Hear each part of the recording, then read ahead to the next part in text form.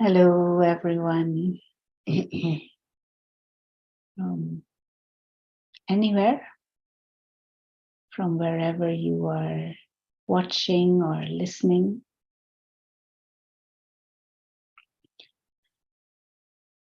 In the Western world, and probably mainly in Christian traditional cultures, there is an image that is used uh,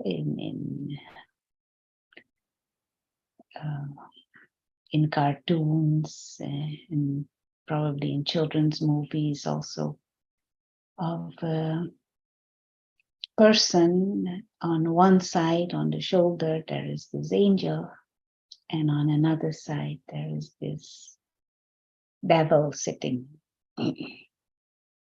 And sometimes this angel is in charge and telling, do this, do that, be nice, be sweet, be compassionate, be patient, be loving, treat them with kindness. But on the other side, when the demon is, the little devil is in charge, gets a chance, he tells them, say like this, or hit them, or don't believe them. And as a child, it used to fascinate me, but also amusing, kind of like a game. But also observing that internally there was always a rooting for the angel, and that the character would do what the angel is saying. There was like this innate pull and innate longing to what is angelic and to what is beautiful and what is harmonious and what is loving. And there would always be like a disheartenment if there was not like a happy end to it. But of course, many, many years later, and starting my true spiritual journey with the Brahma Kumaris, getting deeper and deeper understanding of spiritual knowledge and the practice of meditation, I began to see the roots of this imagery, the essence. And that we all have these two sides in us. There is the angelic, the higher being, the higher nature within us that aspires for what is noble, that aligns and feels comfortable with, and also longs for what is refined and peaceful and innocent and wise, playful, but harmonious and happy and content.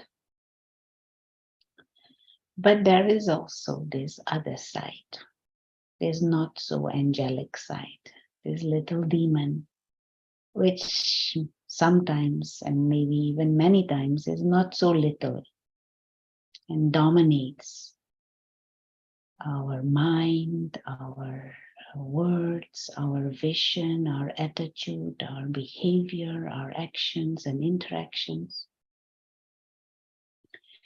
And this little demon, little devil, which sometimes is not so little, is this whole cluster of ego and bondages and attachments and selfishness and desires and greed and lust, which manifest in different ways at different times. And sometimes it manifests as in a clever, sweetish way, but actually behind there is a selfish need or desire.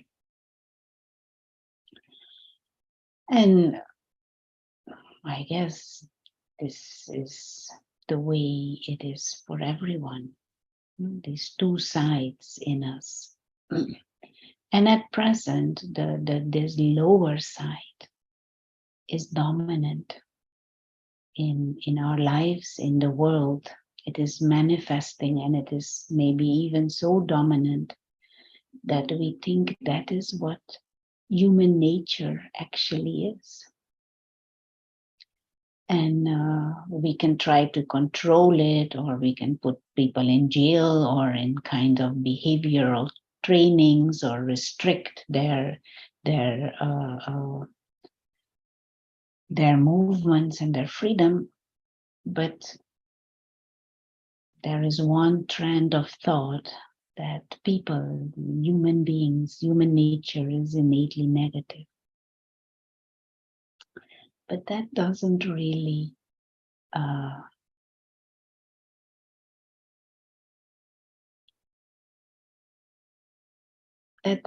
make sense. Because if that was truly our natural nature, we would be okay with it. And we would not feel stressed out or sad about it. And we would not become sick by behaving and creating feelings and emotions based on that lower nature. Spiritual knowledge and our own innate, almost like instinctive knowing tells us that actually that angelic nature is what is innate. We long for that because we know it. We have experienced it. And we feel good when that higher nature manifests and is in charge. And situations around us in life, when they are harmonious, we all thrive. Now, what can we do to get this little demon or big demon? What can we do to get it out of the system? And what can we do to nurture and allow the angel to emerge?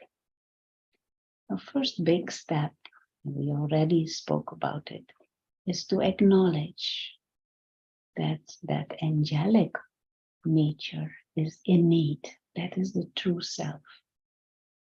And this demon has emerged and is acquired nature. It is learned behavior based on wrong belief systems, limiting gross ideas, a limited perspective on self and on life, spiritual ignorance or darkness, you could also say.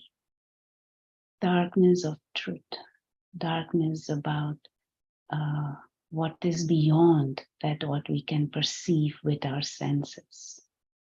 This little demon, it has grown because we started to identify and get attached to what is gross, what is temporary, what is physical.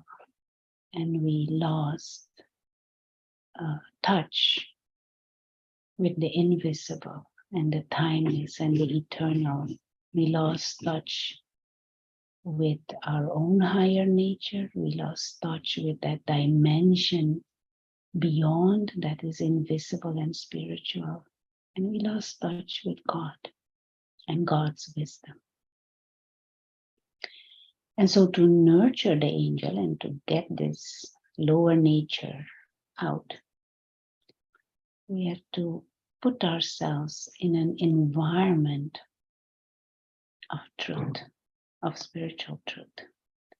Put ourselves in an environment where we can expose ourselves to wisdom, to spirituality, to meditation, in an environment of people that are interested in this and where discussions are around this. And also internally expose yourself to spiritual wisdom. Allow your mind to be flooded by reminders of your higher nature.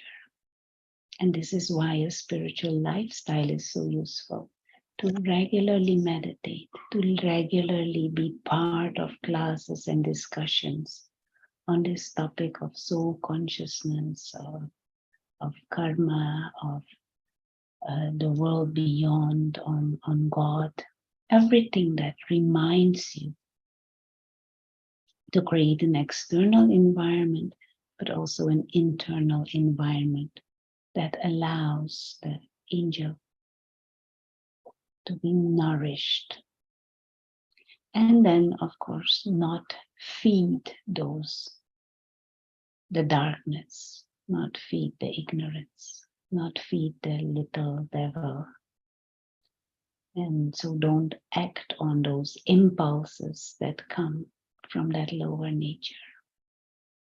And in a very simplistic way, you can say vices. Anything that nurtures ego, that nurtures attachment and bondage and desires, that nurtures fear or greed or lust, that nurtures the demon. So let's have some moments of meditation, accurate, simple but accurate meditation is the process of reminding yourself and experiencing the spiritual truth of the self as a soul and the world of the soul, and the sweet bond with the Supreme Soul. So let's take a few moments to consciously reinforce this spiritual awareness that right here, right now, we exist as souls, beings of living light,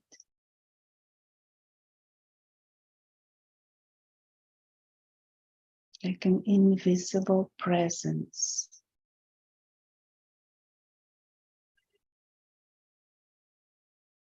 operating from the center of the forehead of this body.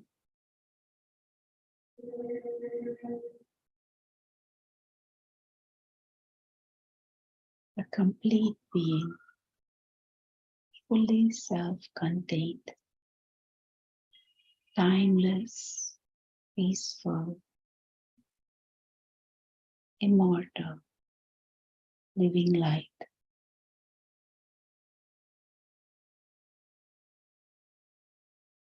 One who is a guest in this body, a guest on this planet.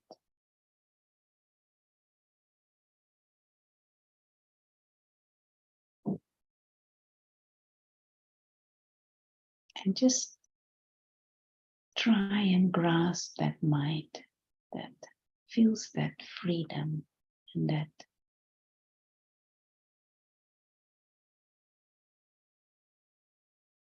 guest and traveler mode.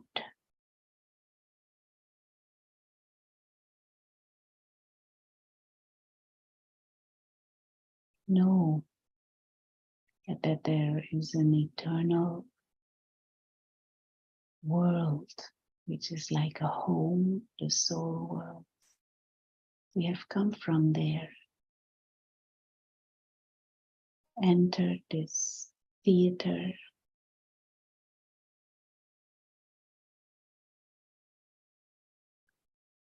playing the game of human life. When the game is finished, soul will go back home.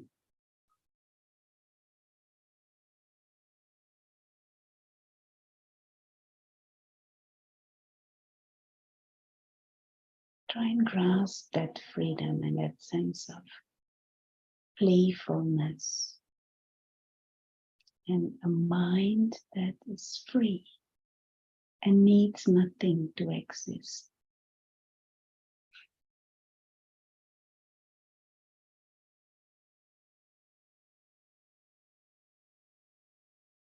It is all an extra experience, an extra gift. And once we touch that state of peace, that state of contentment,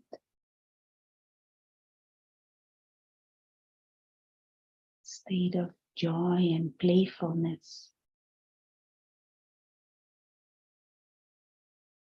that natural nature of bestowing and giving emerges. That is what the angel does.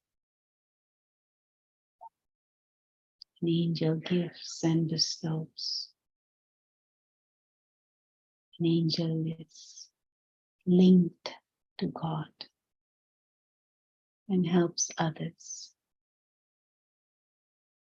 to remember their own true higher nature and to remind them of their eternal bond with God.